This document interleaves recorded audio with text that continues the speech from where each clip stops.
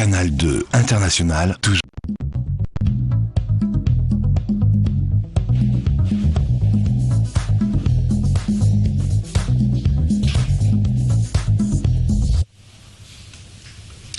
Bonjour à toutes et à tous, bienvenue sur Canal 2 International. Merci de nous retrouver pour ce nouveau numéro de Regard extérieur. Quel regard portent les enfants de la diaspora sur leur pays d'origine? La fuite des cerveaux africains, mythe ou réalité, ce sont les deux thèmes que nous aborderons sur ce plateau aujourd'hui. Vous le savez, vous aussi, vous pouvez participer au débat en posant vos questions par téléphone au 01 48 37 33 07. Je vous propose tout de suite de découvrir le panel.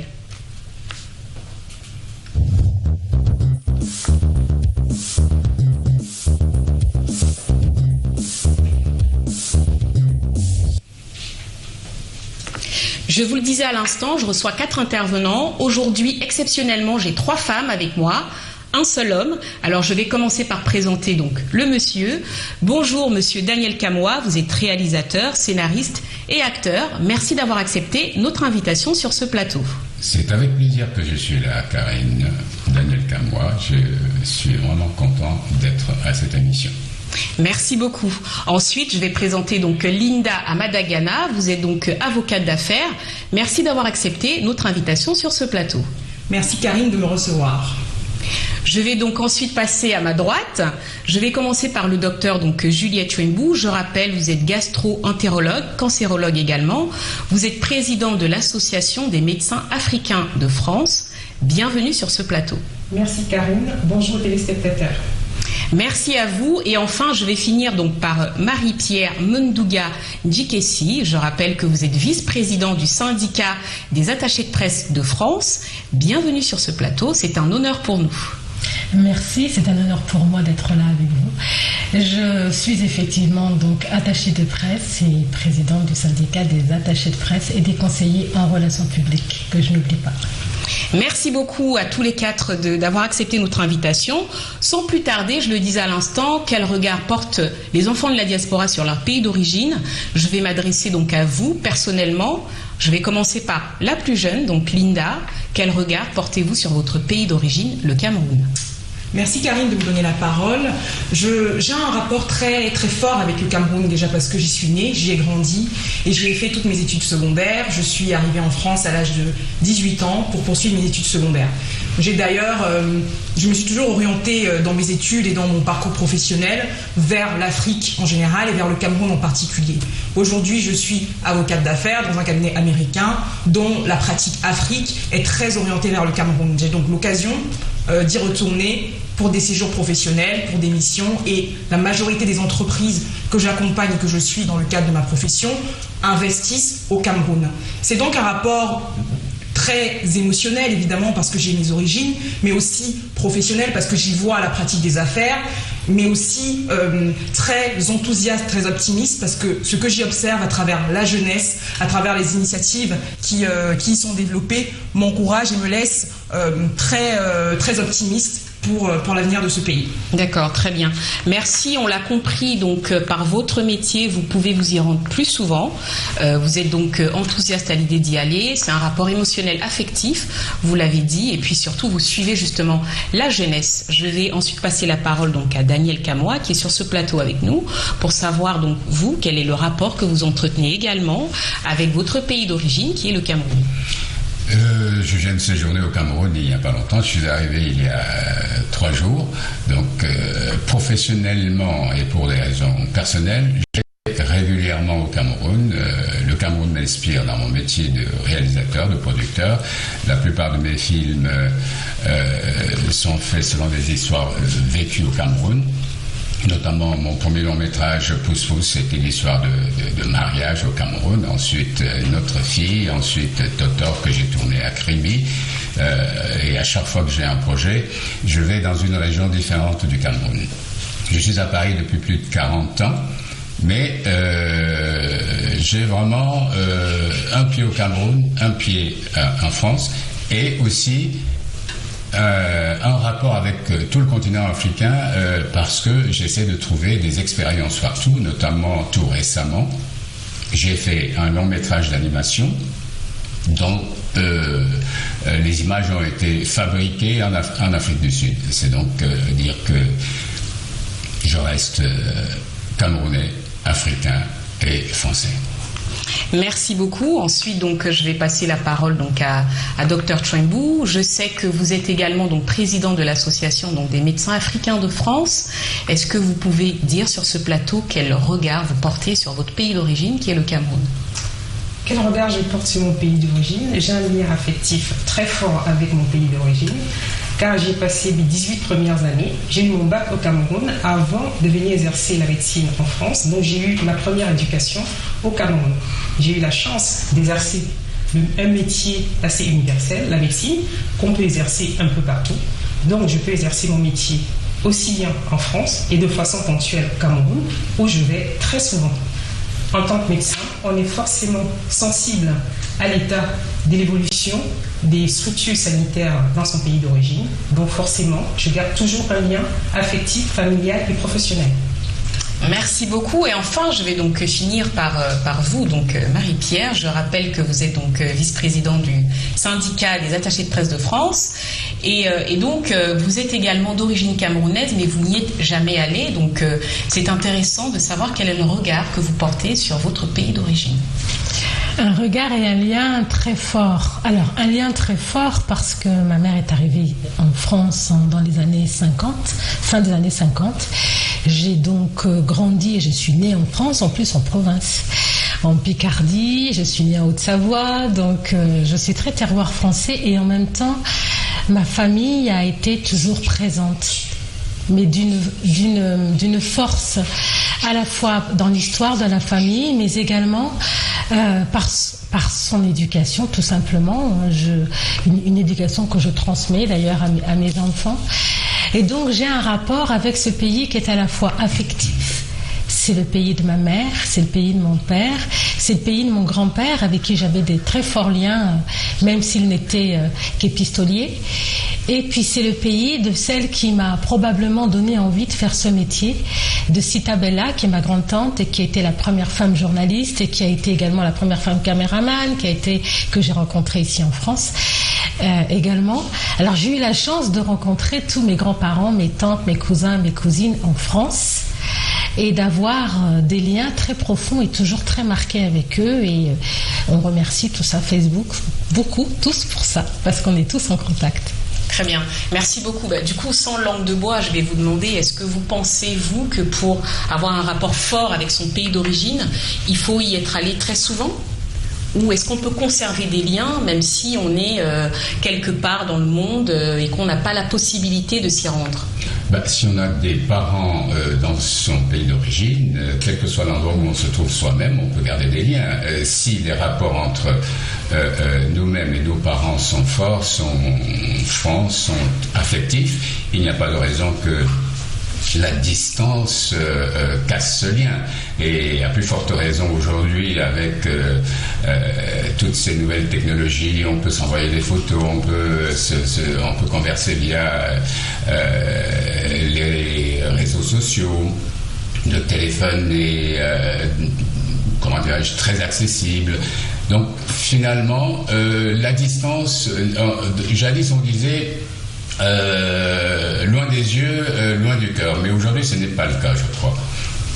On peut donc dire qu'avec les réseaux sociaux, est-ce que justement les réseaux sociaux facilitent les liens vers les pays d'origine ? Je vais passer la parole à Linda.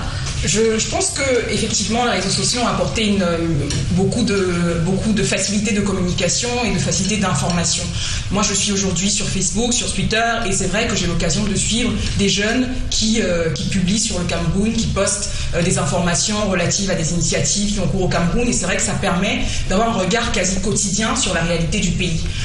Je suis plutôt d'accord avec Daniel sur le fait que les réseaux sociaux facilitent donc le rapport avec le pays, mais j'apporterai la nuance qu'il faut quand même essayer, quand on peut, de s'y rendre, parce qu'il y a une réalité qu'on ne peut toucher qu'en étant sur le terrain et qu'en observant les réalités qui ont cours sur le terrain. Donc je pense qu'il y a aussi un rapport, pour moi, qui doit être un peu plus physique lorsqu'on veut vraiment avoir conscience de ce qui se passe sur le terrain au Cameroun. Mais évidemment, on peut avoir des rapports émotionnels, autres que cela, mais pour moi, c'est une part quand même très importante de l'entretien de ces rapports avec le pays, avec le Cameroun notamment. Je peux rebondir, je partage un peu l'avis de Linda. Je pense que quand on a grandi là-bas et qu'on a eu un éloignement géographique, c'est vrai qu'on peut conserver les liens en étant éloigné, mais si on veut les entretenir, voir l'évolution de la société sur place, il faut y aller de temps en temps.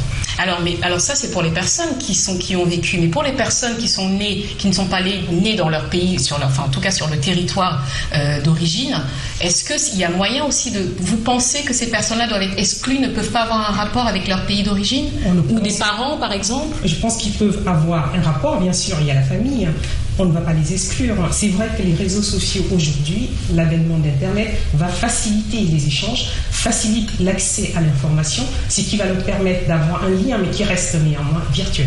Non, mais ça, si je parlais de réseaux sociaux, c'était pour dire que ce n'était pas pour dire que ce n'était que par là qu'on pouvait rester en contact. Au contraire, je dis que avant, pour ceux qui vont à l'école ou pour ceux qui travaillent, on attendait les vacances pour aller dans son pays quand on en avait les moyens. Mais maintenant, on n'attend pas que les vacances pour y aller. On peut, tout au long de l'année, rester en contact. Évidemment, le bonheur, l'émotion, tout ça, c'est d'autant plus grand quand on peut aller serrer entre ses bras ses proches. Et c'est très bien de conserver ces liens physiques. Là, je suis tout à fait d'accord.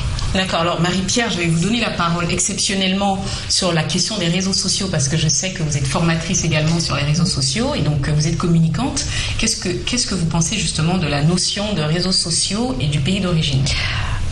Incontestablement, ça permet de conserver un lien, de tisser des liens et même de voir le pays autrement. J'ai eu dans l'occasion dans le cadre de mon métier, je suis très très liée au Cameroun, je suis relativement liée à l'Afrique, j'ai toujours 1, 2, 3 ou 4 dossiers qui traitent de l'Afrique. Là, je vais m'occuper d'une pièce de théâtre par exemple qui se passe en Côte d'Ivoire. Je me suis occupée d'associations et entre autres, on avait beaucoup travaillé sur la notion d'Africains d'ici, d'Africains de là-bas, de parents d'élèves ici, de parents d'élèves là-bas. Et on s'était aperçu qu'effectivement les réseaux sociaux, ça permettait de pouvoir conserver une notion de culture qui n'était pas figée. Très souvent, on constatait que on avait par exemple nos grands-parents qui étaient au Cameroun et puis de la famille qui était là et il y avait comme un hiatus en fait.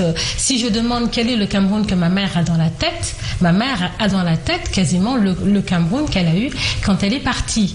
Ensuite, elle l'a remis à jour, mais un peu plus difficilement que mon grand-père qui se promenait régulièrement entre la France et le Cameroun. Ce qui voulait dire que je voyais mon grand-père régulièrement et l'image qu'il me renvoyait du Cameroun n'était pas du tout celle de ma mère qui elle avait quitté le pays dans les années 60 et même si elle y retournait, elle n'avait pas conservé la même empreinte. C'est toujours drôle d'ailleurs de voir entre les cousins, les cousines, les gens qui viennent et qui repartent, cette différence entre le Cameroun que l'on ressent, que l'on a au fond du cœur, le Cameroun virtuel comme vous l'appelez, que je trouve pas si virtuel que ça d'ailleurs, et puis cette notion de c'est le Cameroun. Moi j'ai trouvé mon grand-père extrêmement, alors c'est un grand-père, donc forcément, mais extrêmement moderne, extrêmement, il me regardait, pour lui, je lui semblais tout à fait dans ma place. Alors il me disait, tu es la Camerounaise de France. Et c'est normal. Et ma petite fille, c'est normal. Alors aujourd'hui, je dis la même chose à mes enfants, je suis beaucoup plus âgée. Mais c'est vrai qu'on a toujours cette notion. Les réseaux sociaux, ça nous permet peut-être d'abaisser le décalage. D'accord, très bien. C'est assez intéressant de le savoir. Alors vous le savez, dans cette émission, on reçoit des questions des téléspectateurs. Donc je pense qu'on en a un au téléphone. Allô ? Allô, vous nous entendez ? Oui, je vous entends. Bonjour. Oui, bonjour monsieur. Il y a des interférences. Allô, vous nous entendez ? Oui, Ok, super, on vous entend. Bonjour, je présente Franck Yonbou, donc d'origine. Vous nous entendez ? Nous, on vous entend, monsieur. Hein ? Allô ? Non. Alors, ce sont les aléas du direct. Voilà, ça peut arriver. Éloigné, vous pouvez réessayer, monsieur, on vous reprendra. Alors, on va revenir sur cette notion, justement. Alors, c'est possible de garder des liens avec son pays d'origine à travers les réseaux sociaux. Est-ce que vous pensez que c'est possible également de transmettre des traditions, de participer à des événements importants avec justement la place des réseaux sociaux maintenant pour aller à des funérailles, par exemple? On peut... Oui, formidable, justement, cette histoire. Évidemment, on insiste beaucoup sur les réseaux sociaux, non pas que, encore une fois, cela suffise, mais on peut vivre son pays au jour le jour, parce que le moindre événement, on peut poster des photos, on peut poster des commentaires, c'est comme si on y était. Et quand on y va, du coup, on peut se raconter ce qu'on a échangé par les réseaux sociaux, et donc finalement c'est un soutien à ces relations émotionnelles. D'accord. Juliette, je vous ai vu rigoler quand j'ai parlé justement des traditions sur les réseaux sociaux. Oui, en effet, parce que moi je viens d'une communauté au Cameroun où les traditions sont très fortes. Et en fait, on a une culture assez traditionnelle qui est très imprégnée et qui nous reste. Même quand on part à l'étranger, on le conserve. Donc c'est vrai que les réseaux sociaux permettent d'avoir accès en temps réel, des fois, à certaines informations, à certaines manifestations, mais émotionnellement, on les vit différemment, on les partage différemment. C'est pas tout à fait pareil que quand on les vit en direct sur les lieux. Sur place, bien sûr. Ça, c'est évident. Oui, qu'on a toute l'ambiance. Mais alors, comment on fait pour des jeunes qui n'ont pas eu la chance, justement, de vivre au pays et tout ça, comment est-ce qu'on fait pour leur transmettre cette culture? Parce qu'y aller tout le temps, il faut avoir les moyens, mais comment on fait? Des jeunes, ils ont bien des parents. Oui, bien sûr, mais il y a des parents qui n'ont pas les moyens, par exemple. C'est vrai que si on n'a pas les moyens, c'est vrai que les réseaux sociaux vont faciliter, mais on peut se fixer aussi ça comme objectif de vie. Permettre aux enfants d'aller voir leur terre, permettre aux enfants d'aller voir leur culture, permettre aux enfants d'aller voir leur assiette. Ça peut être un objectif, ça peut être dans les 5 années, dans les 10 années, on n'est pas obligé d'y aller tous les ans. Mais quand il y a un événement important dans la famille, on peut se le fixer comme objectif et permettre aux enfants d'avoir accès et de découvrir à cette richesse en fait. Oui, ça peut être un élément attractif justement de recevoir, en attendant d'y aller, de recevoir toutes ces informations, toutes ces photos, tous ces commentaires. Les enfants, ça les met un petit peu, ça les met en appétit, et ils ont maman ou papa, quand est-ce qu'on va y aller, je voudrais voir telle ou telle chose. C'est en ça que justement ces échanges via les réseaux sociaux, ça aide à attirer justement les jeunes. Alors on a un téléspectateur en ligne. Allô? Allô, bonjour. Oui, bonjour. Oui, en fait, je suis tout à l'heure, et j'aimerais savoir, par rapport à l'histoire, Oui. On vous écoute, monsieur. Oui, on vous écoute. Oui, en fait, moi, je présente, moi, c'est bienvenu, je suis camerounais. D'accord. Oui, et en fait, moi, je suis... allô? On vous entend pas très bien, monsieur. Bon, voilà. C'est le problème de réseau. Je voudrais juste ajouter une chose, parce qu'on parle de toutes ces possibilités d'aller. La notion, c'est peut-être un peu politique, mais puisqu'on a dit sans langue de bois, il y a cette notion de binationalisme qui freine pas mal de Camerounais. Quand on imagine, j'ai croisé un Camerounais il n'y a pas longtemps qui me disait, je suis allé à l'ambassade demander un visa pour aller au Cameroun pour mes enfants, c'était la galère. Et du coup, elle se demandait si elle allait pouvoir y aller. Et on nous a promis la reconnaissance du binationalisme depuis des années.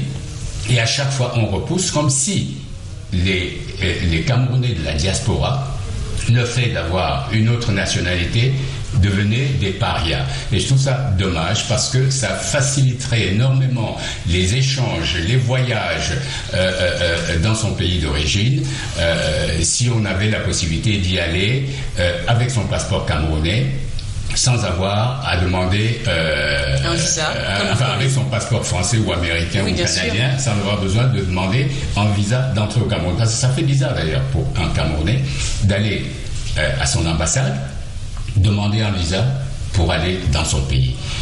Souvent d'ailleurs on vous regarde de travers, mais vous êtes né à Kribi et vous demandez un visa pour aller chez vous, mais c'est quoi ça? Mais bon, bref. Ça met mal à l'aise. Oui, d'accord. Donc je voulais juste vraiment insister sur cette notion. Toucher sur cette notion de binationalisme. Ce n'est pas un crime d'avoir la double nationalité, et il y a pas mal de gens dans nos pays, que ce soit au Cameroun ou ailleurs, qui ont la double ou la triple nationalité. Voilà. Très bien, merci pour beaucoup. rebondir, Alors, on va juste passer la parole à un téléspectateur et ensuite. Allô? Oui, allô? Bonjour. Oui, bonjour monsieur. Oui, je suis Gabriel Kemgé, j'appelle de Poitiers, c'est dans la Vienne, hein, dans le Poitou-Charentes. D'accord. Oui, donc je voudrais déjà vous remercier par rapport à l'émission. Merci. Voilà, et donc par rapport au sujet sur lequel vous débattez, ce que je peux dire concernant comment garder les liens avec le pays d'origine, oui, effectivement, les réseaux sociaux y contribuent aujourd'hui. Aller au Cameroun reste aussi quand même très très important. Pourquoi? Parce que le Cameroun, comme tous les pays, change très très régulièrement et de manière très rapide. Et donc un lien juste virtuel, effectivement, ça risque d'être un pays beaucoup plus fantasmé que vécu. Et donc je voudrais réitérer que oui, il faut y aller, si possible renouveler même les expériences, parce que c'est un pays qui évolue. Et donc c'est un monde qui va aussi vite. Donc c'est tout ce que je peux dire. Je vous remercie. Merci beaucoup monsieur de votre témoignage. Et donc j'espère qu'il y en aura davantage. D'accord, merci beaucoup monsieur. Je vous en prie madame. Merci. Alors la difficulté, effectivement, c'est vrai que c'est intéressant de pouvoir y aller, mais Daniel l'a soulevé tout à l'heure, c'est à chaque fois avoir recours à un visa pour y aller. Ça peut être un frein justement pour garder un lien avec son pays d'origine. Est-ce qu'il n'y a pas d'autres moyens? Effectivement, on a parlé des réseaux sociaux, mais par la culture, vous avez évoqué tout à l'heure le fait que vous fassiez par exemple des films là-dessus. Moi, je pense qu'il y a pas mal de moyens de garder le contact, faire des documentaires. Moi, je ne fais pas que des films de long métrage, des films de fiction. Je fais des documentaires que je montre aux enfants ici pour montrer, notamment, je peux filmer un rituel Bamileke et montrer aux Camerounais d'ici comment ce rituel et le pourquoi de ce rituel.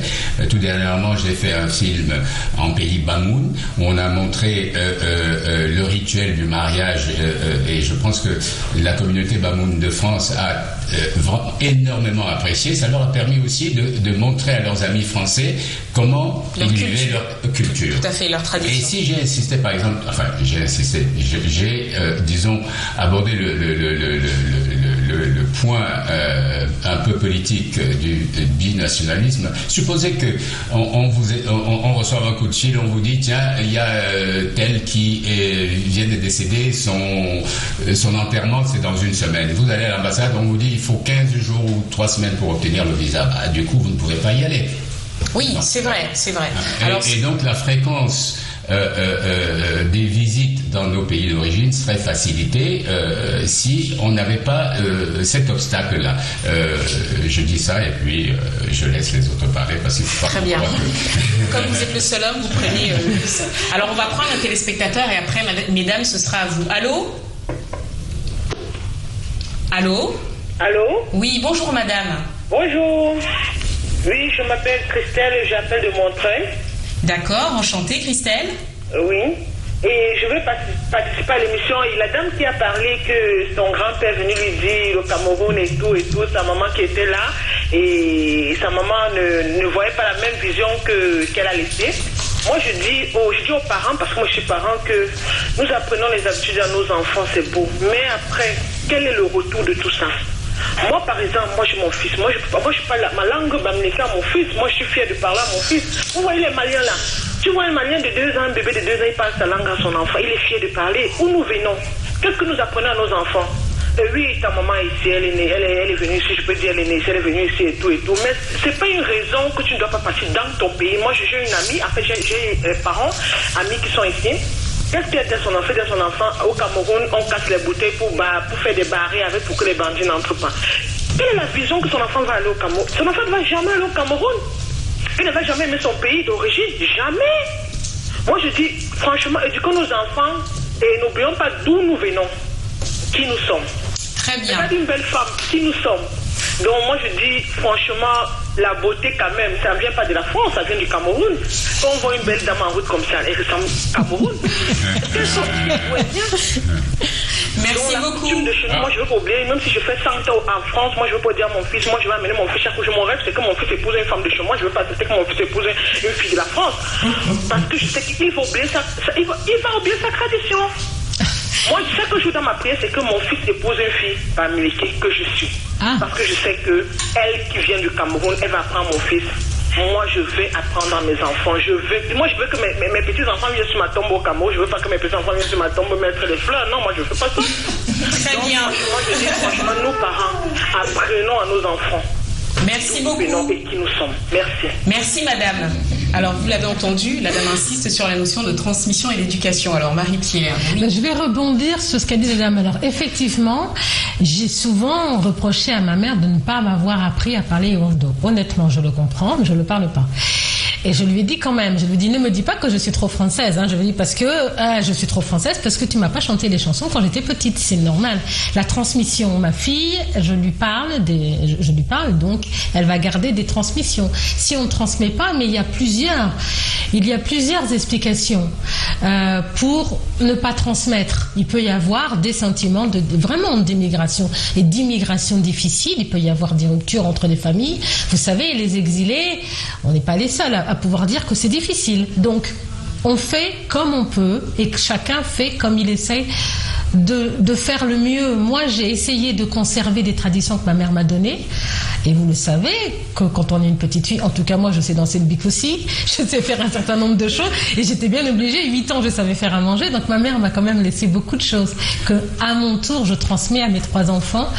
Et j'ai été mariée à un Bamileke, donc ma petite fille, j'ai une petite fille qui l'est également.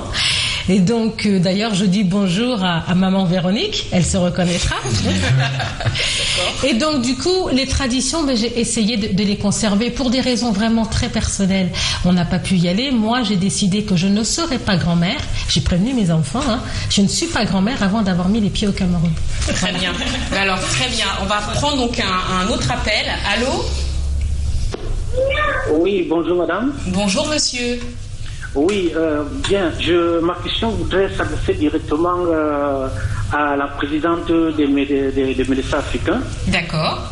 Oui, là que je voudrais savoir quel rapport virtuel elle entretient au regard de la pratique médicinale qui est ici. Quel regard, n'est-ce pas, elle entretient avec ceux du pays pour apporter la modeste contribution aux différents cas un peu critiques qui se posent souvent là-bas, où on est obligé, il faut transférer en France, il faut aller là-bas avant de voir comment ça se passe. Bon, c'est un peu ma petite contribution. Merci monsieur. Alors, Dr Chouembou, vous êtes interpellé à titre personnel, allez-y. Bonjour monsieur, en tant que président de l'association des médecins africains de France, effectivement nous avons mis en place des moyens pour collaborer non seulement avec nos collègues d'Afrique, mais aussi avec les universités et les professionnels sur le terrain. À travers notre site internet www.amaf.fr, les médecins peuvent poser directement des questions, notamment sur les dossiers difficiles pour lesquels ils ont du mal à trouver une attitude de prise en charge. Effectivement, nous pouvons aussi communiquer avec des étudiants qui souhaitent avoir des informations sur l'accès à la formation des études médicales à l'étranger. Et nous avons aussi accès, nous essayons de mettre en place des collaborations avec des universités pour pouvoir échanger sur de l'enseignement. Très bien. Donc on va revenir à ce que la téléspectatrice, autant pour moi, précédente a dit au niveau de la transmission qui doit être physique. Mais Marie-Pierre donc a parlé d'une autre transmission qui était aussi dans la culture, le fait d'apprendre à danser par exemple le bikoutsi, de savoir faire à manger. Alors d'autres façons de transmettre justement ces traditions pour être en rapport avec son pays d'origine. Est-ce que vous avez d'autres idées en tête pour justement faire vivre dans la mémoire? Oui, moi je pense que effectivement le débat doit être centré, chacun son histoire personnelle. Donc, des histoires personnelles peuvent faire qu'on n'a pas eu un rapport très physique avec le Cameroun, qu'on n'y soit pas allé pendant un certain temps. Mais pour moi, effectivement, la transmission de la culture est un élément essentiel notamment pour la diaspora qui ne vit plus sur le territoire. On fait des enfants à l'étranger. Et pour moi, cette transmission commence déjà par les valeurs. Je pense que le rapport avec le pays commence par la transmission de valeurs. Et la transmission de valeurs ne demande pas forcément que l'on y soit ou que l'on y soit allé. Au-delà des traditions qui sont plus fortes, comme les cérémonies traditionnelles, pour moi, c'est d'abord une question de valeurs. Et pour parler de mon histoire personnelle, mon rapport avec le Cameroun, mes parents, en tout cas ma mère, mon père et en tout cas tous ceux qui m'entourent m'ont d'abord enseigné des valeurs qui restent en moi et qu'un jour je transmettrai à mes enfants. Au-delà des valeurs, il y a aussi toute la culture, et la culture, elle n'est pas liée qu'à une région du Cameroun ou qu'à une ethnie, elle est aussi liée à tout ce qu'est le Cameroun. Et pour moi, par exemple, il y a un événement qui est un peu le symbole pour moi de ce rapport qu'on a tous avec le Cameroun, c'est par exemple les matchs de l'équipe nationale. Que l'on soit en France, que l'on soit aux États-Unis, que l'on soit ailleurs dans le monde, tous les Camerounais savent que lorsque l'équipe nationale joue, tout le monde est camerounais. Et pour moi, la culture, la transmission en tout cas de ce lien avec le pays se fait aussi par ce biais-là, par des valeurs, mais aussi par simplement un attachement au pays, un attachement à ce que représente le pays pour le parent. Donc il faut avoir pour moi une vision un peu plus générale, globale et un peu plus ouverte de ce qu'est la transmission de valeurs par la diaspora. Très bien. Alors, je peux rebondir je vais juste vous demander, on va prendre quelqu'un d'abord, et ensuite, allô? Oui, bonjour. Bonjour, monsieur. Oui, alors, je vous remercie de me passer la parole. Alors, je voudrais poser une question à l'ensemble des panélistes, mais tout d'abord, je voudrais revenir d'abord sur le point de monsieur qui disait quand on va aller au Cameroun, parfois quand on est confronté à une urgence, on va à l'ambassade, on va attendre, je sais pas, il a dit une semaine ou 2 semaines, mais je pense que justement, à ma connaissance, quand on va à l'ambassade du Cameroun, le visa, on l'a le même jour quand on est français. Donc, et il y a justement comme ça un ensemble des petits trucs que certaines personnes essayent toujours de mettre en avant. Bon, parce que quand on va, il y a des petites choses qui ne vont pas, comme ça ne va toujours pas aussi partout ailleurs. Ma question est justement est de savoir si vous pensez que la relation que vous avez avec le Cameroun, c'est une relation qui est uniquement virtuelle, et de par la relation virtuelle, est-ce que vous pensez qu'il ne serait pas utile et très important d'avoir une relation beaucoup plus physique sur une échelle de 0 à 10? Je crois que la relation physique devrait être à 8. Parce que le virtuel restera toujours virtuel, et je rejoins justement l'avocat d'affaires qui a dit qu'il est important justement d'avoir cette relation physique. Parce qu'aujourd'hui, il y a un regard qu'on a à partir de l'Europe qui n'est pas toujours représentatif, même si c'est un regard virtuel en fonction des éléments qu'on a de Facebook, de Twitter ou des médias numériques. Il est toujours très très important justement d'avoir ce regard physique, ces vécus physiques, ces vécus réels, parce que c'est ça qui parle en fait, et c'est ça qui permet à chacun justement de se définir par rapport à son pays. Et ce que je voudrais ajouter, c'est que le rapport avec son pays est encore beaucoup plus fort, plus on prend de l'âge. Et le temps qu'on met généralement en Europe nous ramène toujours à cette triste réalité qui fait que on a cette affection, on a ce manque de chez nous, qui fait que quand on approche la quarantaine, la cinquantaine, on a encore plus envie d'aller chez soi. Et à ce moment-là, on se rend compte qu'on a passé toute sa jeunesse très loin de chez soi, et après, au final, on devient des étrangers qui non seulement n'arrivent pas à se retrouver dans leur pays, dans leur village, mais de l'autre côté, vivent une situation assez difficile dans ce pays qui les a accueillis, qui les a formés et qui les a à la fin éduqués. Très Donc bien. moi, j'aimerais que pour terminer, je terminerai sur ce propos. Alors monsieur, vous avez été assez long. Si vous permettez, on va laisser les panélistes répondre, parce que vous avez été assez long, vous avez fait un témoignage, vous avez posé une question. Merci en tout cas de votre intervention. Bon, je voudrais juste lui dire que merci de l'information. Si les choses vont beaucoup plus vite maintenant, aujourd'hui à l'ambassade, tant mieux. À titre personnel, je n'ai pas de problème de visa. Je n'ai pas besoin d'aller à l'ambassade pour obtenir un visa. Je vais au Cameroun quand je veux. J'y vais au moins 10 fois par an. Donc, je n'ai pas de problème. Mais il faut quand même souligner qu'il y a une je souligne quand même que ce serait beaucoup plus simple d'accepter le principe de la double nationalité. Comme ça, on n'a pas besoin d'aller à l'ambassade pour demander un visa, même si on l'obtient dans l'heure qui suit. Maintenant, il y avait une chose par rapport à la langue.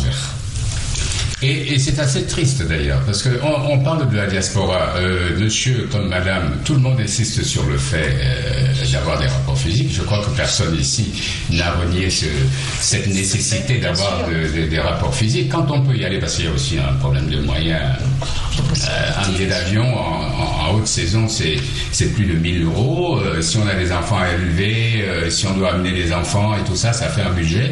Donc, maintenir les rapports physiques, tout le monde est conscient que c'est mieux que les rapports via les réseaux sociaux. Maintenant, le problème de la transmission de la langue, qui est l'élément principal de la culture, je voudrais apporter un témoignage, c'est que c'est pas seulement dans les milieux d'Africains vivant hors de leur pays que ce problème se pose.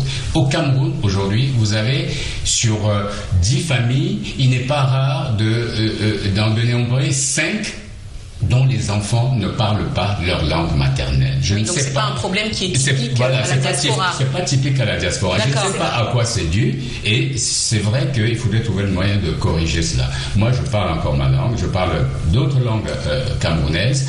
Je ne sais même pas par quel miracle d'ailleurs, parce que tout le temps que j'ai vécu ici, je n'étais pas en contact avec des Camerounais. J'étais, de par mon métier, plus en contact avec d'autres personnes que moi. Et un jour, j'étais tellement lié à un ami que je me suis surpris à lui parler ma langue. Avant de dire, tiens, je croyais que tu étais de chez moi. D'accord. Alors, on va laisser Marie-Pierre donc rebondir. Ensuite, on va prendre quelqu'un. Oui, ça m'intéresse de rebondir quand on dit qu'il faut retourner chez soi. Alors, je vais en choquer beaucoup, mais chez moi, c'est aussi ici. Voilà, moi, je suis née là. Donc, quand on me dit, tu vas retourner chez toi, je vais avoir le même choc culturel que vous avez eu quand vous êtes arrivé ici à 18 ans. Je sais que je vais l'avoir, même si j'ai mes tantes, même si j'ai mes oncles, même si j'ai des gens qui viennent régulièrement à la maison, je vais l'avoir, ce choc. Parce qu'effectivement, je suis très française dans mes manières de réagir. Alors, mes collègues de la presse africaine m'appelaient avant l'attaché de presse Camembert, ce qui me faisait éclater de rire. Ça fait 25 ans que je fais ce métier. Hein. Et effectivement, je l'avais et ça me faisait sourire parce que je disais, eh oui, aussi. Donc, j'ai la nostalgie fantasmée, effectivement, parce que c'est le pays de ma mère, aussi de mon père, mais c'est le pays de ma mère, et c'est important, et de mes grands-parents.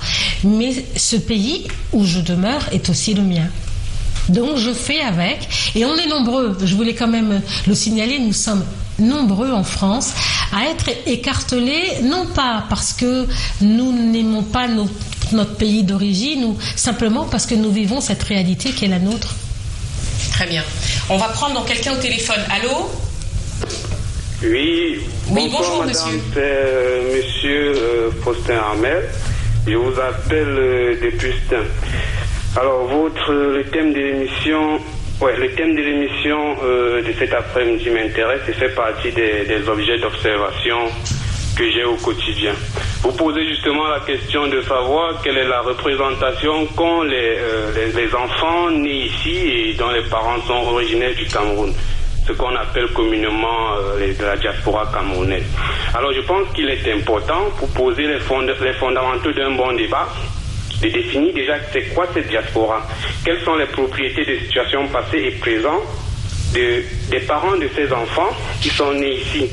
Et est-ce qu'il s'agit des enfants d'une certaine diaspora, sans toutefois stigmatiser les uns et les autres, d'une certaine diaspora telle que j'observe chaque jour dans le 18e à Château-Rouge, à Macadais et bien d'autres.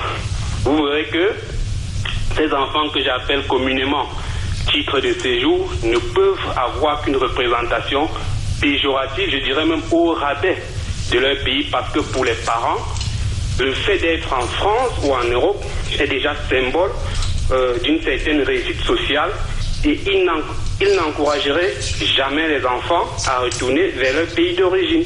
Alors il est important de définir d'abord c'est quoi cette diaspora, qu'est-ce que vous mettez dans la diaspora et alors très bien. La représentation que les enfants auront de leur pays d'origine sera plus claire. Ok, merci beaucoup monsieur. Alors qu'est-ce que cette diaspora, docteur Twembo? Pour moi, la diaspora ne doit pas se limiter uniquement aux enfants du 18e. Il existe une diaspora avec des personnes qualifiées, des personnes intellectuelles, et nous devons effectivement changer ce discours. C'est notre rôle aujourd'hui. D'accord. Moi, je vais juste réagir un peu à cette intervention que nous accueillons, mais contre laquelle je vais m'inscrire tout de suite, parce que je pense que c'est peut-être une certaine réalité, mais ce n'est pas, en tout cas, le reflet de toute la réalité. Pour moi, la diaspora, effectivement, c'est essentiellement des jeunes, des moins jeunes, qui ont plus ou moins des origines au Cameroun, en tout cas qui ont un lien avec le Cameroun. Et je ne suis pas d'accord sur le fait qu'un parent considère qu'être en France est déjà l'apogée ne transmettra pas un certain amour du pays à son enfant. Je pense que tout Camerounais transmet à son enfant, si ce n'est la volonté, en tout cas le désir de retour, au moins l'amour du pays. Et j'ai pris un exemple qui est celui des matchs du Cameroun, qui rassemblent comme ça à la fois les gens au Cameroun, mais aussi les gens qui sont en France et ailleurs. Pour moi, ce que j'observe, en tout cas de mes amis, de mes relations, c'est un fait qui est pour moi rassemble un peu toute cette diaspora, et pas seulement camerounaise, c'est l'amour de l'Afrique et l'amour de leur pays d'origine. Et pour moi, il n'y a pas que le retour en fait qui marque le lien avec le pays. Il y a aussi la possibilité de s'engager, qu'on est par exemple en France, dans des associations, dans des projets qui impliquent le Cameroun. Donc, premièrement, pour moi, les parents ne transmettent pas forcément une image négative du pays. Au contraire, pour moi, ils transmettent, en tout cas de ce que j'observe au quotidien, un amour réel du pays. Et d'ailleurs, on voit aujourd'hui un mouvement qui est incontestable, c'est le mouvement des repas. Je m'explique, c'est ces jeunes, en tout cas, qui sont venus en Europe, aux États-Unis ou ailleurs, et qui prennent la décision par eux-mêmes de retourner dans leur pays d'origine. C'est un mouvement qui est observé aujourd'hui, et c'est une vraie tendance. Donc pour moi, c'est faux de dire que les parents ne transmettent qu'une image négative du pays, parce que moi, je ne l'ai pas vécu, et la majorité des gens que j'observe autour de moi, à moins que je me trompe, en tout cas, ne me racontent pas un Cameroun négatif, pessimiste, bien au contraire. D'accord, merci. Je vais rebondir sur Linda. Juste, on va prendre un dernier appel sur le premier sujet. Je rappelle qu'on a deux sujets. Alors, allô? Allô? Bonjour madame. Oui, bonjour monsieur. Oui, c'est monsieur Diakou depuis la Norvège. J'aimerais participer à l'émission. Et déjà, j'aimerais bien vous remercier pour le thème et remercier Canal 2 parce que au moins sur Canal 2, les enfants depuis la Norvège peuvent savoir déjà où est situé le Cameroun et qu'est-ce qui se passe. Déjà, c'est gentil. On vous écoute, monsieur. D'accord. Mais il y a quelque chose que j'aimerais dire en soutenant le monsieur qui est là, c'est qu'il y a ce problème de double nationalité là, parce que peut-être quand un enfant est en France, c'est encore plus facile pour lui, mais quand un enfant vit en Norvège, c'est encore plus difficile. Et il y a ce problème de nationalité. Comment expliquer à mon fils, qui est tellement fier du Cameroun, qui vit dans un pays nordique, qu'il ne peut pas avoir droit au passeport camerounais? C'est impossible. Parce que il me dit, mais papa, si je suis camerounais, pourquoi je n'ai pas un passeport camerounais? Et je le regarde, je ne sais pas quoi dire. Donc vraiment, il y a ce problème-là déjà qui bloque l'enfant vraiment psychologiquement de se projeter dans son pays. Quelqu'un comme moi qui vit en Norvège, tout ce que je peux faire, c'est d'amener l'enfant constamment au Cameroun, et un passeport camerounais le rend plus patriotique. D'accord. Donc moi je pense déjà qu'il y a ce problème qu'il faut résoudre au Cameroun, et tant que ce n'est pas résolu, c'est déjà difficile d'expliquer à un enfant qui a fait la majorité qu'il est camerounais et qui n'a pas le passeport camerounais, parce que l'immigration, ce n'est pas seulement en France, mais je vous dis, c'est encore plus dur pour nous qui vivons un peu plus reculés. Donc déjà, je remercie Canal 2 beaucoup, parce qu'à travers vous, les enfants découvrent beaucoup le Cameroun. Merci beaucoup, monsieur. Merci en tout cas de votre intervention. Donc, il a souligné à juste titre. Donc, je vais passer la parole à Marie-Pierre pour rebondir. Un petit dernier tour de table, parce qu'après, on a l'autre sujet à aborder. Oui, juste pour dire qu'effectivement, être Camerounais ou se sentir Camerounais, Linda l'a dit très justement, c'est les lions indomptables, parce que même quand ils font des scores pas terribles, on les soutient. Et puis c'est aussi le maillage d'associations dans lequel on peut intervenir, les pièces de théâtre, le cinéma, tout ce qui nous permet de se sentir fiers. Et puis récemment, je le disais, quand on voit comment notre pays est quand même en butte aujourd'hui à des difficultés autour de Boko Haram, je suis fière d'être originaire du Cameroun. Parce que ce qu'on fait avec ce pays qui est petit, il fait des choses extraordinaires. Et ça, il faut le dire. Et dans ce cas-là, je me sens tout à fait fière d'être camerounaise. Voilà. Très bien. Juliette ? Moi, je pense que je suis d'accord avec la téléspectatrice précédente qu'il faut transmettre les valeurs, transmettre la culture, mais souvent, les parents qui sont issus qui ont quitté leur pays rencontrent aussi des difficultés pour transmettre. Parce que quand on vit dans son pays d'origine, c'est assez unilatéral. Mais quand on arrive ici, il y a une ouverture. On devient biculturel. Il faut transmettre les deux cultures à l'enfant. Donc, ce n'est pas toujours évident au quotidien. Pour ce qui est de la binationalité, l'accès au visa, ça ne doit pas rester un frein pour aller dans son pays. Quel que soit le pays, il y a des règles qui sont régies et nous devons les respecter. Quand on a fait le choix d'exercer à l'extérieur, à l'étranger, d'acquérir une autre nationalité, il faut respecter aussi la législation de son pays d'origine. Merci beaucoup. Linda ?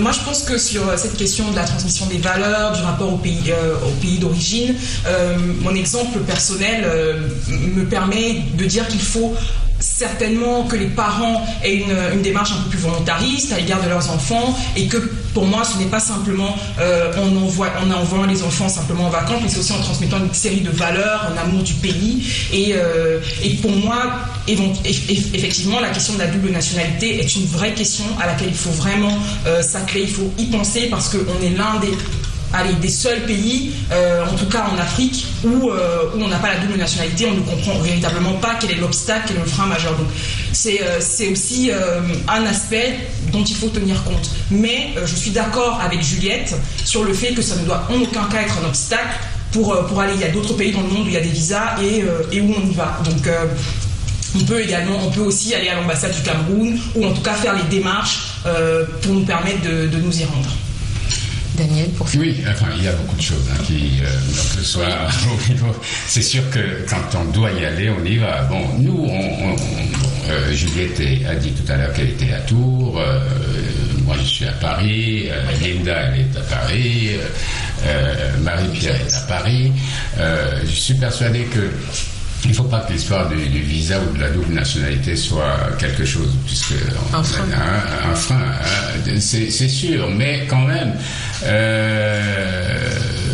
si on peut améliorer les choses, pourquoi ne pas le faire sans que ça... Parce que un monsieur tout à l'heure a dit quel est le regard, qu'il fallait catégoriser, entre guillemets, les différentes diasporas. Nous sommes là en train de débattre sur le regard que nous avons sur nos pays. Quel est le regard que nos pays ont, notamment que le Cameroun a sur la diaspora camerounaise? Parce que ça aussi, c'est important. Vous comprenez? Parce que comment on est accueilli quand on arrive parfois? Moi, je me rappelle d'une expérience vraiment douloureuse. Alors, rapidement, parce qu'on va passer très rapidement, un groupe d'Américains, après des tests ADN, se sont reconnus originaires du Cameroun, ont organisé, accompagnés par Eric Tchindjé, pour aller dans leur pays d'origine, mais ils ont été très très mal accueillis. Très mal accueillis, ils venaient avec des intentions d'investir dans leur pays d'origine. Je ne sais pas s'ils vont quand même poursuivre ce projet. Et donc, il faut aussi que, et ça participe de cette histoire de faciliter les relations, c'est-à-dire la double nationalité, il faut aussi que notre pays ait un regard positif sur nous. Le Mali, par exemple, quand le président malien vient en France, il visite tous les foyers de Maliens, parce qu'il garde un contact, un rapport très proche avec sa diaspora. Voilà. Alors justement, donc ça c'était le premier sujet. Comme je l'ai dit tout à l'heure, on va également parler de la fuite des cerveaux africains. Ils sont architectes, médecins, économistes, chercheurs, enseignants. Pour la plupart, ils ne trouvent pas de travail dans leur pays d'origine. Ils sont bien souvent obligés d'aller partout dans d'autres pays, en Europe, aux États-Unis, pour justement trouver un travail à juste titre, être bien payé. Alors on parle de la fuite des cerveaux. Est-ce un mythe ou une réalité? Je vais commencer par vous, Juliette, parce que vous avez créé justement l'Association des médecins africains de France, et je voudrais savoir ce que vous pensez de cette fuite des cerveaux. Alors, le terme « la fuite des cerveaux » me semble un peu inapproprié. En ce qui me concerne, moi je dirais nous sommes des citoyens africains qui avons choisi d'exercer notre profession à l'étranger. Déjà, je vais placer les choses. Donc, moi, je n'ai pas l'impression que c'est une fuite de cerveau. Aujourd'hui, nous sommes une valeur ajoutée pour l'Afrique. Nous sommes les meilleurs ambassadeurs pour nos pays. C'est vrai, nous n'avons pas créé à l'heure actuelle une richesse individualisable par comparaison à certaines communautés comme les Chinois, tout simplement parce qu'aujourd'hui, nous agissons sous forme d'entités individuelles. Dans nos pays comme ici, nous restons encore invisibles. Les actions que nous menons dans nos pays sont invisibles parce que nous ne sommes pas groupés, nous ne sommes pas organisés, nous ne formalisons pas. Mais l'avenir, ça va changer et nous comptons œuvrer, accompagner et participer à l'évolution de l'Afrique. Et je lance un appel aux dirigeants. Nous sommes disponibles, nous souhaitons collaborer pour le développement de l'Afrique. D'accord, donc on passe de mythe vers la réalité. Tout à fait. Très bien. Alors Marie-Pierre, quelques mots sur la fuite des cerveaux justement. Tout comme Juliette, j'aime pas ce mot. D'accord, très bien. Mais en revanche, ce qui est important de dire, c'est que, vous savez, en France, il y a exactement le même débat pour dire ça y est, nos étudiants s'en vont, ils partent. Et en fait, moi, j'ai envie de dire un petit peu comme on dit aux dirigeants d'entreprise, est-ce que vous êtes attractifs pour pouvoir maintenir les gens dans le pays? Est-ce que vous pouvez leur proposer des emplois? Est-ce que les entreprises sont attractives? Est-ce qu'elles vont spontanément, en voyant les CV, dire voilà, on va engager ces jeunes chez nous, on va les garder chez nous? Est-ce qu'il y a en fait une politique un petit peu de RSE, mais à l'échelle un peu nationale, pour dire voilà, on va faire en sorte? Moi, j'ai des cousins dont les parents sont camerounais, qui sont venus faire des études là, qui sont repartis. Donc leur cerveau, ils l'ont rapatrié. D'accord. Ils sont nés en France, ils ont rapatrié leur cerveau là-bas. Donc ça existe aussi. Ça existe aussi en se disant non, je vais revenir au Cameroun. Alors qu'en fait, ils sont nés ici en disant non, moi je vais revenir là-bas. Je vais pouvoir créer des choses là-bas. Donc en fait, mais ils ont eu des structures d'accueil. Là, c'était un cerveau, mais c'était plus de la artistique. Donc il avait une structure d'accueil suffisante qui l'a accueilli. Et moi, je demande, est-ce que les entreprises font cet effort? D'accord, très bien.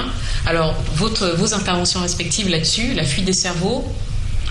Linda, vas-y. Alors moi, c'est un sujet qui m'intéresse à plusieurs titres et vraiment, je suis ravie de pouvoir avoir l'occasion d'en parler sur ce plateau de Canal 2 International. Je ne suis pas d'accord avec les Juliette et Marie-Pierre. Moi, je pense que c'est une réalité. Je pense qu'aujourd'hui, et ce n'est pas une réalité qui est propre à l'Afrique, mais c'est une réalité. Aujourd'hui, selon un des derniers rapports de l'Organisation internationale des migrations, il y a plus de 20 000 personnes très qualifiées qui quittent le continent africain. Donc, ce n'est pas une réalité qui est camerounaise, qui est africaine, c'est une réalité globale. Et pour moi, pour traiter un problème, pour endiguer une situation, il faut d'abord le reconnaître. Il faut reconnaître qu'aujourd'hui, l'Afrique perd ses personnes les mieux qualifiées. Maintenant, je pense que lorsqu'on a reconnu la situation, comment est-ce qu'on la traite? Et je pense que là, il y a un problème parce que le débat sur cette question a toujours été comment est-ce qu'on fait revenir les gens, comment est-ce qu'on empêche les gens de partir. Je pense aujourd'hui que la réalité, c'est que on est dans un monde de mondialisation où aujourd'hui, on peut être né au Cameroun et gagner sa vie à New York, on peut être né à Paris et gagner sa vie en Afrique du Sud. Donc c'est aussi une réalité dont il faut tenir compte. Et surtout, je pense que la réaction que nos États africains ont n'est pas la bonne. Je pense qu'aujourd'hui, il faut, et Marie-Pierre le disait à juste titre, il faut capitaliser aujourd'hui sur cette force qu'est la diaspora. On a l'association des médecins. Moi, je fais partie d'une association qui s'appelle les juristes camerounais de France. On organise des conférences, des débats. Comment aujourd'hui nos États africains capitalisent sur cette force? J'ai eu l'occasion de participer à une conférence en avril à l'Université de Columbia sur comment est-ce qu'on bâtit le continent africain, comment est-ce qu'on dépasse le stade du potentiel. Et il y a un professeur qui était le vice-président de la Banque africaine de développement qui disait quelque chose qui m'a frappé. Il disait que la diaspora, les jeunes de la diaspora en tout cas, doivent se considérer eux-mêmes comme des actionnaires du développement de l'Afrique. Pourquoi? Parce que par les sommes, les transferts d'argent qu'ils envoient dans leur pays, ils participent, ils soutiennent comme ça plusieurs familles, un tissu social, et un rapport de la Banque mondiale a même réalisé que dans certains pays, les transferts d'argent surpassent en fait l'aide au développement. Donc pour moi aujourd'hui, la vraie question à se poser, c'est évidemment comment est-ce qu'on repart sur le continent, comment est-ce qu'on empêche les gens de partir, mais surtout comment est-ce qu'on capitalise sur la force qu'est la diaspora. Oui, le mot fuite, c'est vrai que ça fait quelqu'un comme un voleur qui fuit après avoir commis son forfait, mais la réalité est telle que il faut se poser la question de savoir quel est le bassin d'emploi qu'on a au Cameroun ou dans d'autres pays africains. Qu'un jeune se forme. Ceux qui ont choisi, soit parce qu'ils ont été formés ici et qu'après leur formation, ils ont choisi de rester, effectivement, on peut dire que ce n'est pas une fuite, mais ceux qui sont formés sur place et qui ne trouvent pas d'emploi et qui sont obligés de partir parce qu'il faut bien vivre, il faut bien faire vivre sa famille, c'est vrai. Même là, on peut ne pas parler de fuite, mais c'est simplement une question de réalité économique, sociale, tout ce qu'on veut. Et on doit pouvoir, parce qu'on a appris un métier, on doit pouvoir trouver le moyen d'exercer ce métier, que ce soit chez soi ou ailleurs. Donc, on s'en va, et c'est pas propre aux Africains. Il y a des Français qui inventent des brevets, et qui, ne trouvant pas à développer ce brevet en France, sont obligés d'aller aux États-Unis pour développer ce brevet. Donc, il y a, enfin, je vais encore parler je ne l'ai pas encore dit, le dernier film que j'ai fait, qui s'appelle Turbulence, pose un peu ce débat. C'est-à-dire qu'on forme des gens, ils ne trouvent pas à s'employer sur place, et ils constituent cette horde de migrants qui meurent soit dans le désert, soit en Méditerranée, parce qu'il faut aller, coûte que coûte, trouver du travail ailleurs, parce que sur place, il n'y en a pas. D'accord. Voilà. Très bien, merci beaucoup. Alors, tout à l'heure, on va déjà prendre un premier téléspectateur. Allô? Non, je ne quitte pas. J'ai tout le monde. Allô? Vous êtes à l'antenne. Allô, bonjour. Oui, bonjour madame. Bonjour. Oui, je me permets de vous appeler pour... je suis Joanne Bondo, j'appelle depuis le Maine-et-Loire, à Angers. Je voudrais intervenir pour répondre au monsieur qui a appelé depuis la Norvège. En fait, tout à l'heure, pour parler du passeport camerounais, pour lui apporter une information selon laquelle, effectivement, il a la possibilité pour ses enfants qui sont nés ici en France d'avoir un passeport camerounais. Hein. C'est pas interdit, c'est juste un problème de visa qui se pose au niveau de la double nationalité. Donc, lui qui est camerounais, il suffit qu'il ait sa carte d'identité camerounaise et se présenter à l'ambassade. C'est ce que j'ai fait pour ma petite fille Odilien. Je me suis présenté et puis on m'a délivré un acte de naissance qui donne normalement droit à un passeport. Donc, il n'y a pas de problème à ce niveau. Il faut juste se renseigner auprès de l'ambassade et des bonnes personnes, parce que beaucoup de choses se disent et très peu de choses sont vraies. Il faut se renseigner, des choses changent tous les jours. Et sans vouloir être long, je rebondis sur le deuxième volet de votre émission, juste pour dire qu'il n'y a pas fuite de cerveau. Un petit garçon qui est très performant et qui est en Guélémendouga aujourd'hui, avec Internet, il a la possibilité de mettre son cerveau en valeur. Il travaille pour une entreprise américaine tout en habitant son village. Je ne vois pas où on va parler de problème de fuite de cerveau. Il suffit d'être intelligent. Nous qui sommes ici, nous pouvons aussi rentrer dans nos villages, comme moi je fais chaque année, quand je peux, en prenant des bouquins, en apportant le savoir qu'on a ici à nos petits-enfants, à nos petits frères dans les villages. Pourquoi on parle de fuite de cerveau? On ramène, on apprend tous les jours. Le monde n'est plus comme avant. Il faut qu'on arrête de passer... en fait, on est passé de ce qu'on avait quand on était petit à ce qu'on a aujourd'hui. Donc, pour moi, il n'y a pas lieu de parler de fuite de cerveau. Très bien. Voilà. Merci beaucoup, monsieur. C'est entendu, vous voyez. Donc, le monsieur... Voilà, je vous remercie. C'est une question de compréhension. Merci. Hein, c'est tout. Alors, Juliette voulait rebondir. Je ne partage pas tout à fait l'avis de Linda. Je suis un peu d'accord avec le monsieur, mais pas dans la forme. Aujourd'hui, il y a très peu de données actualisé sur la diaspora, entre guillemets, d'Africains à l'étranger. On estime, d'après les chiffres de la Banque africaine de développement, environ 20 à 30 millions d'Africains qui vivent en dehors de leur continent et environ 7 millions en Europe. Les seuls indicateurs qu'on a aujourd'hui pour estimer leur action en Afrique, c'est les transferts de fonds. Et même, c'est indirect parce qu'on n'a pas des données fiables actualisées au jour le jour. Et c'est vrai que les transferts de fonds peuvent représenter dans certains pays près de 10% du PIB. Tout le monde doit se poser la question, Linda. Nous-mêmes, nous devons poser la question, les dirigeants. La Banque africaine de développement, qu'est-ce qu'elle peut mettre en place comme programme? On pourrait mettre en place des mesures incitatives pour développer, inciter à l'entrepreneuriat en Afrique de ce qu'on appelle la diaspora. Un exemple simple, on pourrait tout simplement diminuer, faire baisser les coûts d'exportation, les coûts de douane à l'export pour ceux qui veulent aller investir dans leur pays. Donc moi je pense qu'il y a des mesures. Alors moi je veux revenir sur la fuite des cerveaux parce que avant de parler justement du rapport de la VAD, on parle de la fuite des cerveaux et elle dit que elle s'inscrit en faux contre ce que vous étiez en train de dire. Donc vous êtes médecin. Oui, tout à fait. Est-ce que par exemple le Cameroun n'est pas confronté à cette réalité-là, clairement sans langue de bois? Est-ce qu'aujourd'hui, quand on est médecin au Cameroun, on a la même possibilité qu'un médecin en France, ou en Angleterre, ou dans un autre pays? On n'a pas les mêmes infrastructures. On est d'accord. On est d'accord. Les ressources humaines sont moins valorisées, on a moins de ressources humaines compétentes. Ça, c'est le constat. Maintenant, qu'est-ce que nous pouvons faire pour améliorer cette situation? Nous devons aussi nous poser la question.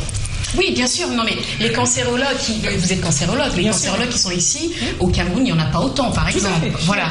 Donc, quand on dit que c'est faux, moi, je ne suis là que pour faire le débat, mais je veux juste comprendre. C'est-à-dire que ça veut dire qu'il y a une possibilité, quand on est dans un pays africain aujourd'hui, d'avoir le même emploi. On a vu que le Sénégal attire de plus en plus sa diaspora en créant effectivement une vraie dynamique au niveau des offres d'emploi. Ce qui n'est pas le cas, par exemple, au Cameroun. Mais au niveau de la médecine, est-ce que vous pensez que les pouvoirs publics peuvent faire quelque chose? Bien évidemment, oui, je pense qu'ils peuvent faire quelque chose. Mais aujourd'hui, c'est vrai que ce n'est pas fait. Mais nous devons aussi les interpeller là-dessus. Justement, c'est ce que nous sommes en train de faire. Quand on commence par dire que la fuite des cerveaux n'est pas une réalité, ça veut dire qu'on n'est pas en train de les interpeller. Si on veut voir les choses telles qu'elles se présentent sur le terrain, quand on voit... on dit qu'on va en Afrique. Quand j'y vais, je vais vraiment partout, je suis confronté à tout, j'ai l'expérience d'un malade à l'hôpital, comment le malade est reçu, quelles sont les tractations qui se passent, ce qu'on ne voit pas ici. Quand on voit le niveau de vie d'un médecin qui a usé ses culottes pendant 10 ans ou 7 ans après le bac, et quand on voit le salaire de misère qu'il reçoit, je ne peux pas dire qu'il soit heureux. S'il veut fonder une famille et élever des enfants, ça ne lui permet pas. Du coup, il est obligé de faire 1000 autres choses à côté, 1000 juste pour dire qu'il fait beaucoup de choses à côté de son vrai métier, ou alors il est obligé de plus ou moins se faire barchicher par les malades. Et ça, c'est des pratiques courantes. Non, mais ça, Juliette, je suis sûr que par votre association, on vous rapportera des faits de ce genre-là. Alors, sans langue de bois, que ce soit dans la médecine, dans la justice, dans l'éducation, les gens ne sont pas heureux et ils font des grèves sur place. Voilà. Bien sûr. Donc, ceux qui peuvent... Il n'y a pas que les voyous qui essayent de venir en France. Non, bien sûr. C'est des gens diplômés, des gens...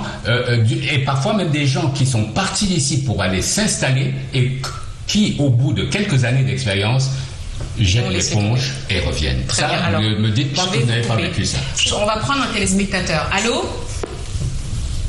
Allô? Vous nous entendez? Oui, alors bonjour. Oui, bonjour monsieur. Oui, excusez-moi. À propos de la fuite des cerveaux, je ne sais pas, j'avais peut-être une petite intervention à propos de ce débat. Vous pouvez parler un peu plus fort, on ne vous entend pas, s'il vous plaît. Qu'est-ce qu'on entend par fuite des cerveaux? Oui, je vous entends. Oui, je me suis intervenant. Très bien, on vous entend, monsieur Atangana. D'accord. Oui, à propos de fuite des cerveaux, je pense que s'il y a fuite des cerveaux aujourd'hui, c'est aussi... Oui, s'il y a fuite de cerveau quelque part aussi dans le pays, je pense que c'est la faute aussi des pouvoirs publics. D'accord. Donc je disais qu'il y a plus de... Vous avez une question, monsieur? Oui, je disais qu'il y a plus de cerveau, c'est aussi quelque part à cause des débats, à cause des pouvoirs politiques sur place. Parce que si on n'a personne qui est quelque part, on ne pourra pas évoluer. C'est vrai qu'il y a certains qui sont place. Non, c'était pour essayer de... Alors, monsieur, on a un petit problème, hein, on a un petit problème, donc on va devoir interrompre. Alors, je vais revenir sur le plateau. Alors, Juliette, vous êtes particulièrement interpellée sur ce sujet parce qu'on sait très bien que les médecins africains ne retournent pas forcément dans leur pays d'origine. Est-ce que vous, au sein de l'association, vous pouvez nous dire quels sont les retours, comme disait monsieur Kamwa tout à l'heure, que vous avez? Au sein de l'association, on a plusieurs cas de figure, on a plusieurs expériences. Il y a des personnes comme moi qui sont arrivées ici après leur bac pour faire des études. Il y a des personnes qui ont fait des études en Afrique, au Cameroun, en Côte d'Ivoire, au Sénégal, et qui sont arrivées ici pour faire une spécialisation, et puis qui ont choisi d'exercer en France. D'accord. Et généralement, c'est les principaux cas de figure qu'on rencontre. Alors, les personnes, il y a très peu qui ont exercé en Afrique, et qui ont choisi après de venir exercer en France. Donc ce cas est quand même assez limité. D'accord. Je vais vous dire ce qu'ils font quand ils viennent. Pardon, juste pour... je vais devoir vous reprendre. On va revenir sur la question, est-ce que vous pensez qu'il faut imposer la culture de retour dans son pays d'origine? En tout cas, notamment pour ceux qu'on qualifie de cerveau. Alors je vous laisse préparer les réponses, on va prendre quelqu'un. Allô? Allô, bonjour. Oui, bonjour monsieur. Samuel Tongué, j'appelle depuis Paris. Donc, en fait, le débat m'intéresse parce que là, moi, je ne suis pas d'accord avec le médecin et puis la journaliste. Parce que, en fait, moi, j'ai vécu au Cameroun, j'ai grandi au Cameroun, je suis parti du Cameroun en 2009. D'accord. Donc, pour ma part, il y a 5 points. Le manque d'emploi, parce que la plupart des personnes qui partent du Cameroun, c'est soit parce qu'elles ont fait un concours, n'ont pas été admises parce qu'elles n'ont personne, ou parce que les sociétés demandent de plus en plus des années d'expérience. 2, même quand vous êtes ici, vous êtes déjà en Europe, vous avez peut-être terminé peut-être vos études, si vous êtes venu pour les études. Lorsque vous voulez rentrer, il y a des blocages partout. Il y a des blocages partout. La diaspora est considérée comme une menace. Chacun a peur que vous allez rentrer, lui radie sa place. Et nous tous, nous savons comment ça se passe chez nous. Et alors, quand vous dites que vous n'êtes pas d'accord, pourquoi vous dites que vous n'êtes pas d'accord? Non, moi je ne suis pas d'accord avec elle parce qu'elles ont dit que pour elles, ce n'est pas une fuite. Excusez-moi, moi j'ai grandi là-bas et j'y vais au moins 2 à 3 fois par an. D'accord, ok. Voilà. En plus, il y a aussi le fait que même ceux qui ont fait des études ici, tout le monde, chacun aimerait voir son pays se développer. Les Occidentaux, les Orientaux, chez eux ça se développe, mais chez nous ça n'avance pas. Pourquoi est-ce que nos étudiants, quand nous étudiants ici, nous voulons à tout prix nous installer, nous pouvons très bien faire ce sacrifice, à rentrer, investir chez nous, pour que notre pays se grandisse. C'est fort là-bas, tout le monde le sait, c'est compliqué. Mais si nous tous, nous voulons caler ici, parce que, excusez-moi, il y a beaucoup qui ne veulent même pas entendre parler du Cameroun, je ne sais pas pourquoi, je ne sais pas qui va développer le Cameroun. D'accord. Nous, la diaspora, nous savons très bien que nous sommes une force pour développer le pays. Donc déjà, il faudrait que nous, jeunes, que ce soit les jeunes, les vieux, que nous pensions un jour rentrer aussi et développer notre pays. Il y a combien qui se lèvent de leur propre chef? Il y en a qui rentrent. Moi-même qui parle de plus en plus. Je suis en train de me préparer à rentrer chez moi parce que je sais chez nous ça n'avance pas. Même les routes on n'a pas. Et qui va les construire? Sinon on ne va pas mettre la pression aux gens là-bas. Très bien. Qui va construire? Sinon on ne va pas faire jouer notre expérience. Ce qu'on a appris ici. On a eu cette chance-là de venir acquérir de l'expérience, de venir acquérir du savoir. Si nous toujours nous camper en Europe, nous camper en Amérique, qui ira développer le Cameroun? Moi je parle principalement du Cameroun. Parce que juste pour l'anecdote, excusez-moi. Alors monsieur, non, je suis désolée, je suis désolée, mais on a reçu votre témoignage et votre question, c'est assez intéressant. Donc je vous propose de suivre et puis on essaiera de prendre quelqu'un d'autre. Merci beaucoup pour votre intervention. Alors voilà, pour lui, c'est intéressant ce qu'il soulève, c'est-à-dire qu'on a quand même cette responsabilité-là quand on est de la diaspora, qui plus est. Donc il faut qu'on aille construire notre pays. Alors je vais passer la parole à Marie-Pierre. Qu'est-ce que vous pouvez dire par rapport à ça justement? Je souscris tout à fait, mais il a soulevé quelque chose dont j'ai déjà entendu parler. Alors, c'est pas simplement en formant des attachés de presse, mais ce qu'il a dit, c'est quand on veut investir, quand on veut revenir chez nous, on est mal vu. Et j'en veux pour preuve, alors moi j'ai 3 cousins qui sont repartis, donc ça c'était là, j'ai des étudiants qui sont repartis. Effectivement, c'est compliqué. Parce que comme on dit, puisqu'on est là pour ne pas parler avec une langue de bois, on dit voilà les Français, vous croyez qu'on vous a attendu pour, et ça bloque. D'accord. Voilà, ça bloque. Donc sur place, il y a cet accueil-là, mais comment est-ce qu'on peut faire? C'est qu'il n'y a pas une vraie politique d'accueil, il n'y a pas une, comment dirais-je, il n'y a pas une volonté d'intégration de la diaspora. Ça veut dire qu'il faudrait mettre en place une réelle politique. D'abord, définir des projets. Parce qu'il ne s'agit pas de dire venez. Oui, vous venez pour faire quoi? Donc il y a vraiment quelque chose à faire de la part de nos dirigeants. Avoir envie de nous faire entrer. Et si on a envie de nous faire entrer, mettre en place des structures d'accueil. Et une fois qu'on nous demande de rentrer, on sait que tel va trouver un emploi sans avoir à prendre celui de quelqu'un qui était déjà là. Et c'est ça justement qui souvent crée des animosités, c'est que quand on rentre tout seul comme ça en se disant moi je suis le plus fort, j'ai fait des hautes études à tel endroit, vous arrivez quelque part dans un bureau parce que vous avez un cousin, on nous attend avec des flèches empoisonnées, hein, parce qu'on dit, oh là là, passer son cousin, le patron, donc c'est peut-être ma place qu'il va venir prendre.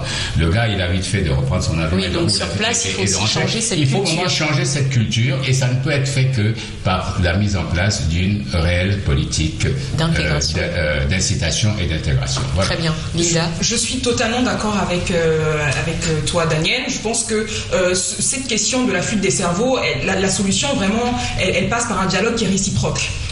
Je m'explique. Premièrement, effectivement, et c'est pour ça que je suis d'accord avec les téléspectateurs, il faut que les jeunes aient conscience de ce qu'ils peuvent apporter dans leur pays d'origine. Il faut qu'ils aient conscience du fait que on a beaucoup de choses, quand on est à l'étranger, on est face à d'autres réalités et qu'on peut vraiment apporter quelque chose sur le pays. Donc il faut déjà soi-même, au niveau de sa vie personnelle, avoir cette volonté de retour. Mais également, réciproquement, il faut que nos pays aient comme ça mis en place des environnements attractifs pour les diasporas. Et sur ce point, je vais citer un exemple à titre comparatif du Rwanda. Le Rwanda aujourd'hui a mis en place un programme qu'on appelle Come and See à l'intention de sa diaspora pour faire revenir sa diaspora. C'est un programme c'est un programme de 3 semaines. Une idée assez simple qui consiste à payer un billet d'avion aller-retour à des jeunes qui sont intéressés pour leur montrer les richesses dont regorge le Rwanda. Et ce programme en fait a permis à plein de jeunes Rwandais de retourner, qui sont installés à Paris, aux États-Unis, ailleurs, de retourner dans leur pays d'origine. Donc il y a comme ça des initiatives qui sont mises en place et qui sont à souligner. Alors on va reprendre un autre appel. Allô? Allô? Oui, allô? Oui, bonjour monsieur. Oui, bonjour. On vous écoute. Oui, moi c'est M. Desboncoeur et j'appelle depuis la Suisse. D'accord. Oui. En fait, moi, j'ai une question à poser. Ouais. Et la question est la suivante. Est-ce que le gouvernement prend des mesures pour accueillir ceux de la diaspora qui voudraient, n'est-ce pas, rentrer au pays, monter une affaire? Mais est-ce que le gouvernement prend vraiment des mesures pour que cela soit bien accueilli au niveau du pays? Voilà, là était ma question. Merci beaucoup, monsieur. Alors effectivement, question intéressante. Alors justement au niveau, vous avez cité le cas du Rwanda. Oui. Est-ce qu'il y a d'autres exemples justement en Afrique qui incitent justement leur diaspora à revenir? En tout cas, on parle bien des cerveaux. Moi, je n'en ai pas comme ça, mais je me permets juste, si tu me permets, Karine, de réagir à la question du téléspectateur, qui pour moi, je suis dans le monde des affaires, donc je vois que c'est une réalité. Et je vais juste avoir une intervention. On a aujourd'hui, notre pays, le Cameroun, a aujourd'hui un programme d'incitation pour accueillir les investisseurs étrangers. On a une loi, on a une charte des investissements qui permet à ceux qui voudraient investir au Cameroun de rentrer. Pourquoi est-ce que nos pouvoirs publics ne considéraient pas la diaspora, en tout cas les jeunes de l'étranger, comme des investisseurs étrangers potentiels? Et si aujourd'hui on peut mettre en place le même traitement qu'on a pour les investisseurs étrangers pour la diaspora, je pense qu'il y a beaucoup de jeunes qui rentreraient. Aujourd'hui, il faut que nos pouvoirs publics, en tout cas, je n'indexe pas quelqu'un, mais j'interpelle, et aujourd'hui un autre regard à l'égard de la diaspora. Non seulement à l'égard de la diaspora, mais aussi à l'égard de ceux qui sont sur place. Il faut aujourd'hui mettre en place des programmes, des initiatives, même ponctuelles, pour permettre aux jeunes de s'installer. Et aussi, Je pense qu'il faut mettre en place des initiatives pour permettre à ceux qui sont ici, qui travaillent ici, de transmettre leur savoir. Les médecins, les techniciens, les ingénieurs. Aujourd'hui, on est à l'ère de la nouvelle technologie. On parlait des réseaux sociaux. Les réseaux sociaux, ça ne sert pas, les moyens technologiques ne servent pas qu'à s'informer. Ils peuvent aussi servir à transmettre le savoir, à former. On parle des MOOC, ce sont des cours en ligne massifs auxquels peuvent s'inscrire tous les individus. On peut utiliser les MOOC pour transmettre des savoirs en médecine, pour se transmettre des savoirs en droit, des savoirs en réalisation de films. Je veux dire, il y a plein de choses qui peuvent être mises en place, mais tout ça rentre pour moi dans une politique volontariste qui incitera les jeunes à rentrer. D'accord, merci. Alors on va prendre encore une question. Allô ? Allô ? Oui, allô, bonjour. Oui, bonjour monsieur. C'est Tamioki Olan, je vous appelle depuis je visite sur Orge. D'accord. À l'Île-de-France. Alors, je remercie déjà Canal 2 International pour la qualité de ce débat. Ça faisait longtemps que nous attendions une telle émission ici en Europe, ici en France. Alors, ce qu'il faut dire déjà, c'est que je vais citer un auteur qui a dit, c'est Kanta Diop, si je me trompe, que l'Afrique est comme un monde unijambiste. Et donc, le deuxième membre est sa diaspora. Bien évidemment, la diaspora a un rôle très important à jouer dans le pays respectif, dans le Cameroun, mais il se fait qu'il y a deux types de personnes. Et c'est en fonction de ces types de personnes qu'on va définir la qualité du retour ou l'idée de retourner dans le pays respectif. Il y a une catégorie de personnes qui est arrivée ici par des moyens illégaux, qui ont fait pisément, qui ont bataillé dur pour arriver ici en Europe. Du coup, si de fil à aiguille, ils arrivent à obtenir un statut social ou professionnel très élevé, quoi que vous diriez à cette personne, vous conviendrez avec moi qu'elle refusera de retourner au Cameroun pour faire quoi que ce soit. De l'autre côté, il y a un deuxième type de personne qui est venue ici pour acquérir la technologie, et ça c'est mon cas. Je vous prends un exemple très simple. Alors monsieur, est-ce que vous pouvez faire court parce qu'il ne nous reste plus beaucoup de temps? D'accord, très rapidement, je viens ici faire une formation, j'ai le certificat ou l'attestation qui me permet justement de retourner au Cameroun et monter une affaire, sauf que quand je retourne au Cameroun, je monte mon affaire, il se trouve que mon concurrent sur le marché sur lequel je postule est mon formateur ici en France, et aucune volonté politique sur le territoire camerounais qui permet de baliser cela. Il faut dire qu'il est très important que nous rentrons sur nos points investis, mais il faut une volonté politique au Cameroun pour accueillir ceux qui viennent investir au Cameroun. Merci beaucoup. Monsieur, merci. Vous résumez très bien ce qu'on a dit. Alors, un rapide tour de table. Juliette, je vous passe la parole. Moi, je vais compléter ce que Lila a dit. Je suis tout à fait d'accord avec elle. Aujourd'hui, nous sommes une valeur ajoutée pour l'Afrique. Et je le dis, nous sommes des véritables ambassadeurs. Nous avons acquis des compétences, nous avons acquis une expérience. Au lieu de faire appel aux expatriés, comme tu disais Linda, pour certaines expertises, nous sommes là. Nous souhaitons contribuer au développement de l'Afrique. On doit nous considérer aujourd'hui comme des véritables partenaires. Et je lance un appel aux dirigeants. Merci beaucoup, Marie-Pierre. Je ne saurais dire mieux. D'accord. Non, juste rajouter. La communicatrice dira mieux. Non, pas mieux, mais... Non, pas mieux autrement. Ouais, autrement. Juste rajouter qu'effectivement, alors, il y a un certain nombre d'associations ici qui travaillent pour promouvoir non seulement les cerveaux, donc on va parler de Gotha Efficience, ou d'un certain nombre d'associations que je connais. Et c'est vrai qu'il y a déjà cette volonté. Il ne nous reste qu'à convaincre encore non seulement les dirigeants, mais à essayer de modifier nos propres mentalités et les leurs. Notre propre mentalité, parce qu'on n'est pas des sauveurs. Une petite minute, on a un appel du Cameroun. Allô? Allô? Oui, madame. Allô, vous nous entendez? Oui, madame, je vous entends. Allô? Bonjour. Oui, bonjour monsieur.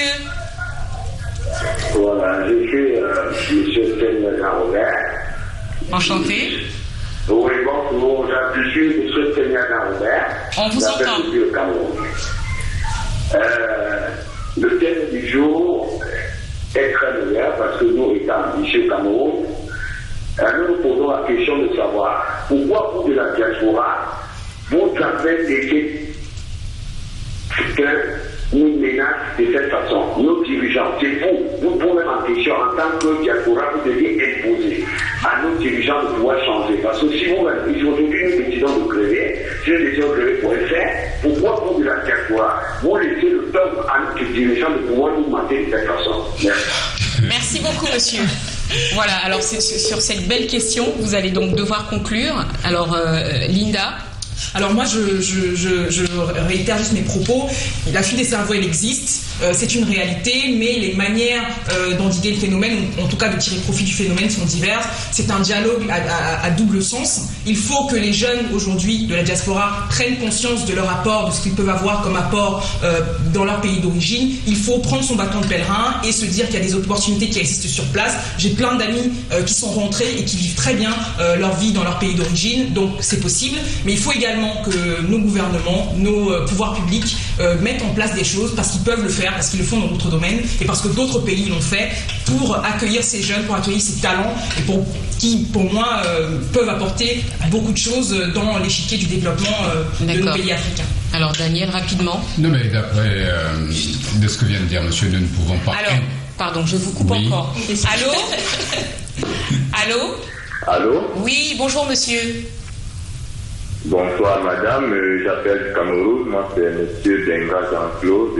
Oui, on vous entend monsieur. Je souhaite déjà une bonne soirée à tous ceux qui sont présents sur le plateau, précisément à mademoiselle Linda, qui a eu à être ma camarade au lycée général de Claire. Donc, je souhaitais contribuer par rapport à la fuite des cerveaux.